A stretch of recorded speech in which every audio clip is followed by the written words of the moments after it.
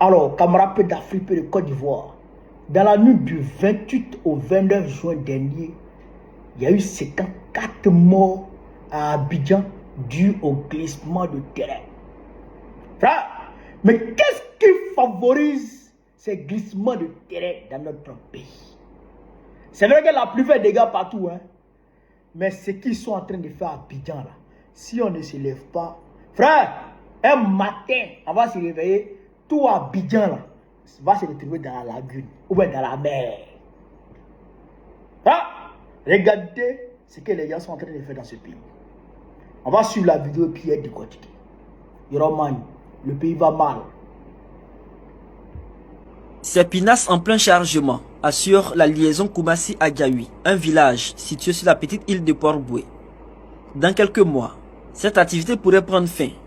Plus qu'une centaine de mètres ne séparent aujourd'hui les deux rives. Cette situation inquiète véritablement les populations et les transporteurs. Un remblai de la lagune a été fait par des entreprises en vue de mener des activités de vente de véhicules, mais aussi pour la construction d'habitats et d'entreprises. Dragage, vente du sable pour les travaux de construction. Et l'autre chose, c'est le remblai pour un lotissement. Là où nous sommes, c'est un lotissement qui vient d'être réalisé sur l'emprise de la lagune. Un lotissement qui doit faire plus d'une trentaine d'hectares. Mais vous avez vu qu'il y a une pression foncière sur Abidjan, de sorte que pour certaines personnes, tous les espaces sont à utiliser, à exploiter. Koumassi-Soweto n'est pas la seule zone en plein remblai. Un tour derrière le camp commando. Ici, ce vaste espace ensablé était autrefois une étendue d'eau. Mais depuis la suspension des opérations de dragage de la lagune, cet opérateur économique installé en ces lieux et qui soutient disposer d'une autorisation fait du remblai. Plusieurs hectares déjà obtenus grâce à cette opération. Ça va renforcer naturellement les inondations, ça va avoir beaucoup d'effets néfastes aussi bien sur la qualité de vie que de l'environnement. Pour mieux comprendre ces opérations en cours sur la lagune, nous nous sommes rendus à la Direction générale du foncier et de l'urbanisme. Et la réponse du premier responsable de cette direction est claire. C'est bel et bien une activité illégale. En tout cas, à notre niveau, aucune autorisation n'est donnée.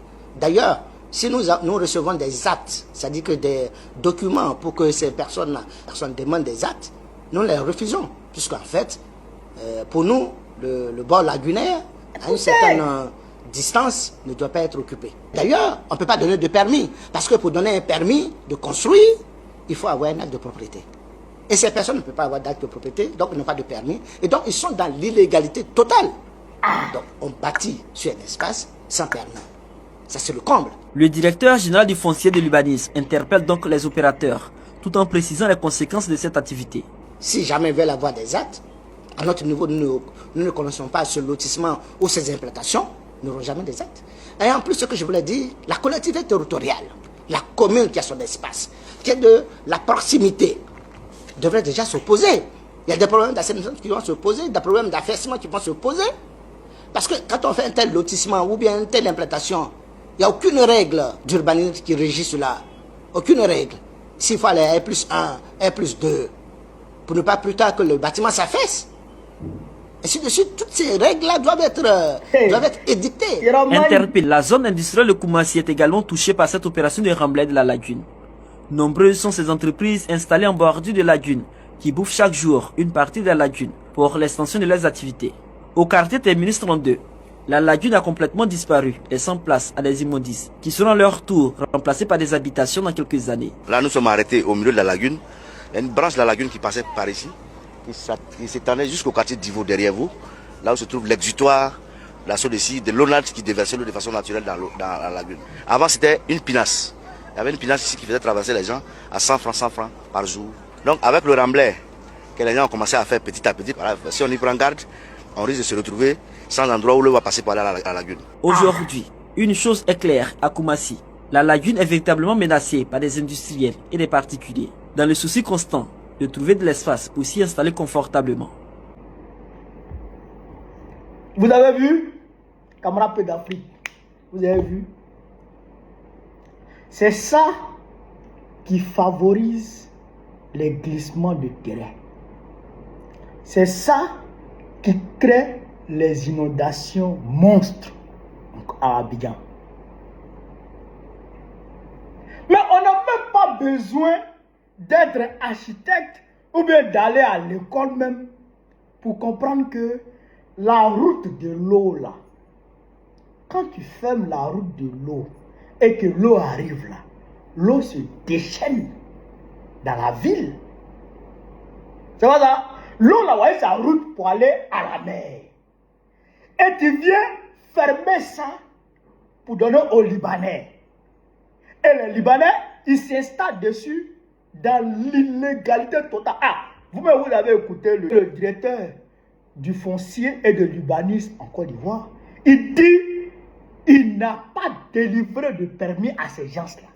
Ils n'ont pas de permis de construction, mais ils construisent sur le domaine public lagunaire qu'ils ont déjà remblayé. Et ils s'installent. D'accord? Ils ferment le passage de l'eau. Et ils construisent leurs entreprises. Et ils construisent leurs maisons. Et puis quand l'eau vient, l'eau ne trouve plus la route. Et l'eau se déchaîne dans la ville. Et l'eau va maintenant trouver les terrains accidentés. Ça change sur les terrains accidentés. Et puis maintenant, ça dévase la boue sur les gens. C'est ça là qui favorise les glissements de terrain en Côte d'Ivoire. C'est ça là qui tue les Ivoiriens. Et le gars a dit, ça va favoriser l'inondation, les glissements de terrain.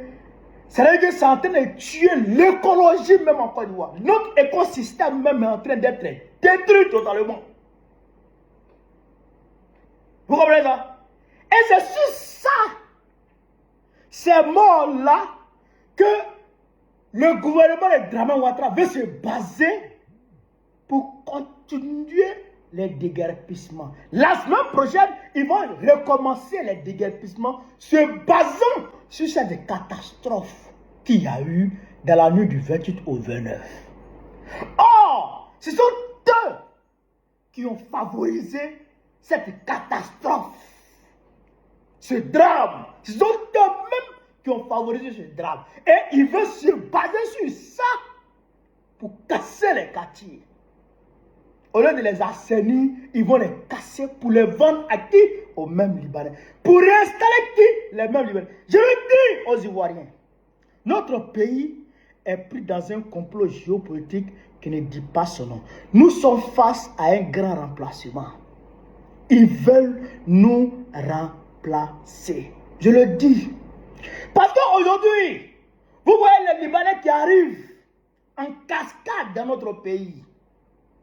Ce n'est pas tous des opérateurs économiques, non. C'est un processus de relocalisation des Libanais du sud du Liban, les Libanais du sud du Liban, qui aujourd'hui est envahi, est occupé par Israël. D'accord? Selon l'agenda du grand Israël que Netanyahou est en train de mettre en place. Netanyahou veut prendre le sud du Liban, le sud de la Syrie. Là, il a déjà rentré en Syrie. Là. Il est rentré au Liban, il est rentré en Syrie, il va s'établir en Irak pour le projet du grand Israël.